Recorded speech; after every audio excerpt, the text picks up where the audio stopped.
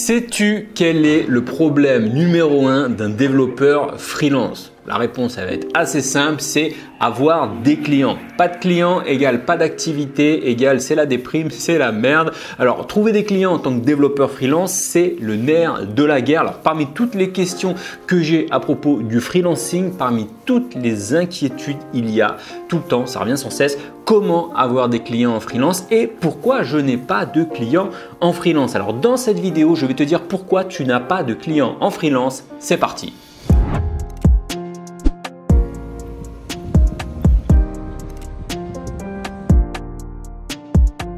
Alors juste avant de commencer, si tu ne me connais pas, moi c'est Mike, je suis codeur freelance justement, digital nomade. N'hésite pas à t'abonner ici à la chaîne et activer la petite cloche de notification puisque j'aide des développeurs à se lancer en freelance. Alors on a tous connu ça ou peut-être que malheureusement tu vas connaître ça. Tu décides de te lancer en freelance, tu te dis voilà je suis motivé, tu décides de t'inscrire un peu sur toutes les plateformes en ligne en espérant trouver des clients et tu te dis ça y est, mon projet de freelance est lancé, remote, nomade, liberté, la belle vie, etc. C'est pour moi les 500 € par jour, 600, 700, 800, 900 € par jour de TJM en freelance. La vie est belle et au bout de quelques semaines, toujours rien. Je veux dire, ta super mission de développeur freelance en remote au bout de la plage, au bord de la plage, je sais pas où, n'est toujours pas là, pardon. Et tu te dis merde, mais qu'est-ce qui se passe? Et là, le problème, c'est que le doute commence à s'installer, tu as l'impression d'être un imposteur, de ne pas être un vrai développeur, un vrai freelance et parfois même tu perds confiance en tes compétences techniques. Moi, ça m'est déjà arrivé ça, pendant un moment je ne trouvais pas de mission, je commençais à me dire « Ouh là là, est-ce que je ne suis pas assez bon ?» Voilà, donc si tu veux rectifier le tir et décrocher plus de missions en freelance, tu dois comprendre pourquoi tu n'as pas de mission en freelance et pourquoi tu n'as pas de clients plutôt en freelance. Alors dans cette vidéo, je vais te donner 5 raisons pour lesquelles tu n'as toujours pas de clients en freelance. Alors la première raison, c'est que tu n'es pas assez formé ou pas formé assez correctement. Donc la question, c'est pas d'avoir forcément 10 ans d'expérience, mais la question, c'est plutôt de te dire est-ce que tu es formé pour le type de mission que tu recherches. Je te donne un exemple, si tu rêves peut-être d'être développeur, je sais pas, back-end par exemple, et que tu as 5 années de développement front-end, eh bien ok, tu as 5 années d'expérience, mais peut-être que c'est pas assez, ce n'est pas assez bon, on va dire, peut-être que tu n'es pas assez bien formé justement pour le poste que tu souhaites. Je te donne un exemple concret. Par exemple, moi je me souviens de mon frère qui est développeur front-end, il a beaucoup d'années d'expérience, etc.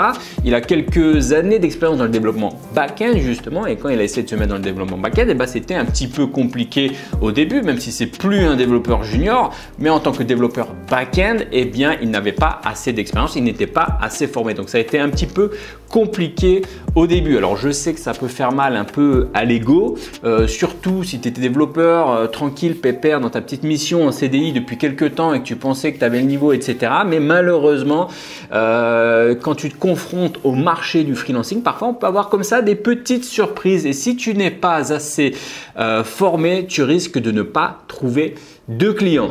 La deuxième raison qui fait que tu ne trouves pas de clients en freelance, c'est que tu ne passes pas assez de temps sur ton profil, ton CV, ton portfolio, ta présence en ligne, etc. Alors ça va paraître évident, mais t'imagines pas le nombre de fois où je vois des profils Malte ou codeur.com ou autres tout vide. Alors je sais que c'est chiant à remplir, mais pour le coup j'ai envie de te dire ne t'inscris pas si tu n'es pas prêt, je veux dire à remplir correctement ton profil. Je veux dire ça sert à rien que tu ailles t'inscrire sur Malte ou je sais pas quoi, c'est juste pour mettre ton nom, ton prénom et marquer développeur front-end. Je veux dire ça sert à rien, t'occupes de l'espace en base de données chez Malte pour rien. Je veux dire ne te lance pas, ça n'a strictement aucun intérêt. Si tu ouvres un compte, si tu crées un profil, remplis ton profil avec autant d'attention que si tu remplissais, si tu écrivais une lettre de motivation ou une lettre de candidature. Deuxième chose, c'est les CV. Alors, je vois les CV, parfois les CV, c'est la même chose. Tu as des CV qui font mal au cœur, qui font pitié, excuse-moi du terme, mais passe du temps dessus. Rends ça beau, différencie-toi des autres. Alors, évite de faire un thème trop Dark Vador ou je sais pas quoi, mais différencie-toi. Fais un CV un minimum agréable à l'œil. Je veux dire, vire-moi la police Comic Sans et tous les trucs, la word art de trucs là, des années 90. On n'est plus dans les années 90. Va sur un site de thèmes, il y en a plein, des thèmes Forest, Evento, machin, tout ça. paye un thème. Alors oui, ça va peut-être te faire chier de payer 20 balles ou 30 balles pour un thème, mais je peux te dire qu'il est temps de sortir ta CV, prendre un joli thème et de remplir ton CV correctement. Fais ça à fond une bonne fois pour toutes, passe une journée s'il le faut, 2 jours s'il le faut dessus, mais fais ça une bonne fois pour toutes et une fois que c'est fait, on n'en parle plus, ton CV il est là, il est clair, il est carré, tu le mets à jour une fois dans l'année à peine. Alors autre chose aussi, c'est le portfolio. Alors moi les portfolios c'est pareil, je veux dire je vois trop de portfolios qui sont tout faits, mal faits avec des petits projets de merde, excuse-moi de te le dire, mais désolé d'être cash, mais je dois te dire la vérité, si tu as un portfolio de merde, tu ne faut pas rêver à avoir des super clients. La dernière fois, je ne vais pas rentrer dans les détails, mais j'étais dans un coaching, j'ai analysé le portfolio d'un membre du système freelance. Je me suis dit, enfin voilà, je vais parler franchement avec lui. Je lui ai dit, bah voilà, je vais devoir te dire la vérité. Ton portfolio n'est pas à la hauteur des objectifs que tu souhaites atteindre. Je veux dire, refais ton portfolio. Donc, il est en train de refaire son portfolio. Pourquoi? Parce que tout simplement, avec un portfolio comme ça, enfin moi personnellement, je ne l'aurais pas embauché. Donc, il refait son portfolio. Donc, si tu n'as que ça pour le moment, si tu n'as pas beaucoup de projets à mettre sur ton portfolio, bah, c'est mieux que rien. Mais prends du temps pour développer des choses, pour avoir des choses concrètes, jolies, intéressantes à mettre sur ton portfolio. La troisième raison pour laquelle tu n'as pas de clients en freelance, c'est que tu n'as pas de stratégie ou pas assez de stratégie. Je veux dire, entre la stratégie en mode je m'inscris à l'arrache sur Malte en espérant avoir des clients, je crée un site vitrine en proposant mes 350 services, dev, référencement, rédaction web, hébergement et test PCR pour le coronavirus. La stratégie, je tente un peu de pub sur Google Ads, je crée un compte sur Instagram, je fais un peu de posts chaque semaine, je contacte les SS2I sur LinkedIn. Bref, tout ça, c'est de la dispersion. Tout ça, c'est pas une stratégie claire. Donc, prends un peu de recul. Regarde en fait ce que font les autres freelances qui ont déjà atteint des résultats et qui ont une bonne stratégie. Des stratégies, il y en a 10 000. Je veux dire, trouve un freelance, inspire-toi d'un freelance qui a une stratégie qui peut te plaire et fais comme lui, tout simplement.